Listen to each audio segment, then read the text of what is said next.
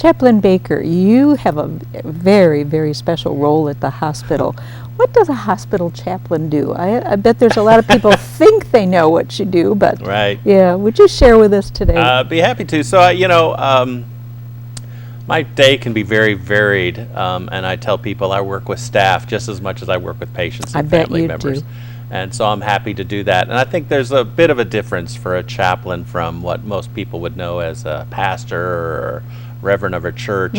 So actually, I tell my joke of, I'm the only clergy in Mountain Home says, don't come back to my church. Yeah. So, we don't want to see you here again. yeah, right. So, but I am like a reverend for the hospital, but in a broader sense, because I really define myself as the director of spiritual care. Okay. And so some people hear that word spiritual care and really don't kind of know what that means, or it feels a little nebulous. Enlighten us. Yeah. Yeah. So what it really means is that I always tell a story about my mom, and it's a good story, although it may sound like a sad one, about my mom when my father died suddenly of a heart attack when I was a teenager. Oh dear. And my mother looked at me and said, "Am I still Mrs. Baker?" Oh my goodness. So if you think about that question, it makes perfect sense. Sure. Because here's a person, a woman who's been with my dad for over 40 years, changed her name to Baker. Sure. Everybody knew her as my dad's wife. Right. She was known as Laverne Baker with 3 children, and she was known as Laverne Baker where she worked, and her whole life was wrapped up in that Sure. relationship. It defined a lot of who she was, and I think that's true for a lot of us. And so that's what spirituality is. It's about our identity, our meaning, our purpose. Every human person has that quest of identity and meaning and purpose. Every one of us asks, what is this about? What is it about? Exactly. What is this life about? What is my meaning? What is important to me? What isn't important to me? Which way do I want to go in my life? Sure. And what happens when this all ends? Because we know we're limited, finite people. Right. So, and what is the meaning of suffering? What is the meaning of all that? So, people explore that question with me each and every day. And of course, some people, we're here in Mountain Home, and we're blessed to be here. And we can look, and there's many churches in this area.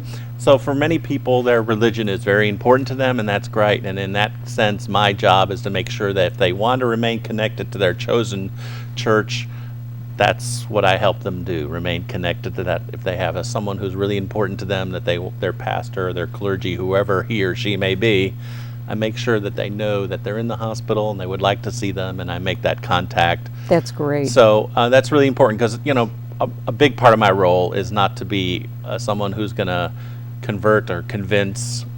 Yeah, exactly. That's not my role. My role is to give care, comfort, and supports. For those folks, for so many of our folks have a connection to their church that's important to them. I honor that. I help them remain connected to that because it gives them hope. It gives them courage. It gives them strength. Helps with their healing. It helps with their healing tremendously. Yeah, yes. It does. So, but there's also, we have to remember, there's a large group of people out there who who are spiritual but not religious.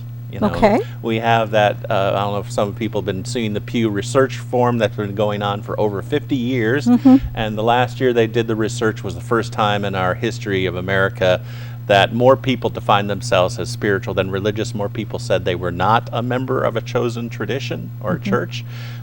So that's a new thing. That's a kind of a change that's going on in our culture. It's and I think different trend right, that we're seeing. And I think those of us who are church members and church is important to us, we can kind of see some things are changing inside our churches. So there's a lot of people who have a connection that's more to them. I just say when you go around town, see people with the Razorback license plates on them, and they're connected to that, or they see the MH sticker on the back of their car. They're connected to this town, and they're proud to live here, and they have family here, and they're rooted here. That's their connections. That's important to them. I'll always remember a person we had in our hospital who the thing that got this person well got back to the deer stand. So that was our whole purpose, was to get this person back to their deer stand, because this was where they felt grounded to the earth. It was on the property where the father taught him how to hunt, and he's going to teach his son how to hunt. So there's this a is tradition, important. there's family. Yeah, so that was very important. So that's more of a not so much a religious understanding, but more of a spiritual understanding. So I think my purpose is to kind of be there for everybody at that point. I always say my grandmother taught me the best thing about what I do for a living is that she used to say to me, 2 ears, no waiting. I know you must spend a tremendous amount of time listening. So keep it on the down low. Don't tell anybody. I do a lot of listening. And the hospital, it reimburses me for that, which is great. And I think we should be really proud. I know I am of of Baxter Regional Medical Center, because if we look around, I'm the only full-time clergy person or pastor who works at the hospital. And there's many hospitals around here, and I'm the only one really works still full-time. Right. So I think, and ever since I've been there, I've been here for almost 7 years now. Ever since I've been here, I've seen a real commitment to, they see that spiritual care is not an ancillary service. It's not just something we have because we need it. It's more that we see it as an integral part of the healing process of what we do. Right. And so I think, and it's part of the care we offer to people that's really important to people. Absolutely, turning hurt into hope every day. So I think we can really kind of be very proud about that for our hospital, because our hospital offers so many amazing services. It just amazes me what we give and what we offer, and the people who work there are so dedicated. And you mentioned that too. You mentioned that you're there for the staff. Right. I think people forget I'm going to have you touch on that, but I know that the staff, absolutely, if you lose a patient, right, that doesn't. I think that's hard. That hurts their hearts. I think it does. I had that just this week, where we had a person who unfortunately did not survive in our hospital, and actually the staff that took care of them sought me out, or sought out the family to go comfort them in that time, and it was just very touching to me that they really became close to this person, even though it was in the hospital not very long time. No. And it's because they take their role very seriously. They see what they're doing. Many of our staff see what they're doing as, I would use the word calling. They might use a different word like vocation or mission or something like that. Absolutely. So they see themselves as that kind of thing. I always tell the staff about, I used to work I came here from a very well-known hospital, Johns Hopkins. I worked there for over 10 years. And when I left, they gave me this huge party, because I was the only person who worked there for 10 years in a long time. Oh my goodness. Yeah. Wow. Huge turnover. Yeah, right, exactly. So, but when I've been here and I go to the employee recognition parties, 10 years is nothing. Nothing. Right. They've been here who've been 25, 30, 40, 45 years. Yep. And I think that's because they see themselves as committed to the hospital, to this area. Yes. And they see themselves, I call it family taking care of family. That's how they see it. And they do such an excellent bedside care. Right.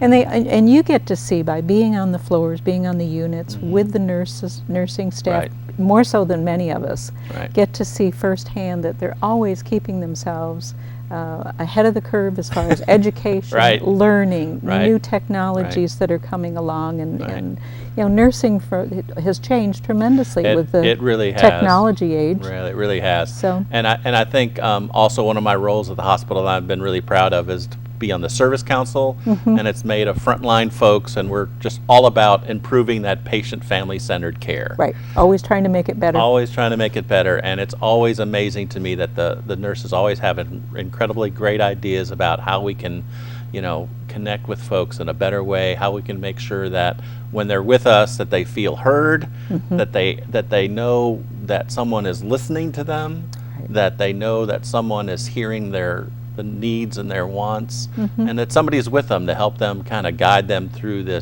healthcare. Healthcare today, in many ways, we kind of have to drive our own bus. Yes, we do. And so it's helpful when you go to the hospital that you have some folks who know what's going on and know what kind of have the experience and could help you through that kind of those decisions.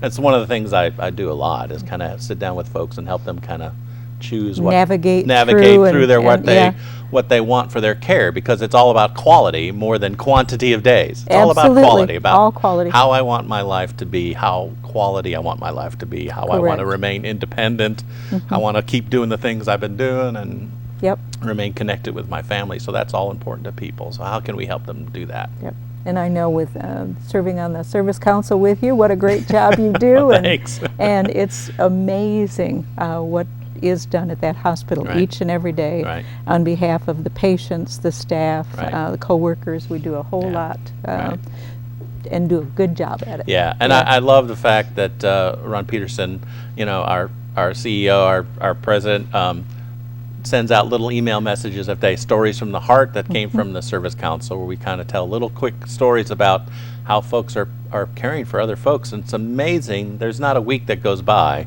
when there's at least one story a day. Now, if you just think about that, the impact that makes. Every single day. Everything from, you know, someone came in after they were already off, they came in to make a visit to someone who they thought they wanted to check up on. A patient goes home and one of the staff calls them at home to see how they're doing. Tom, I hate to interrupt. I hate to interrupt. We need to take a short commercial break, but we're going to come back and talk more about stories from the heart after we take a short commercial break.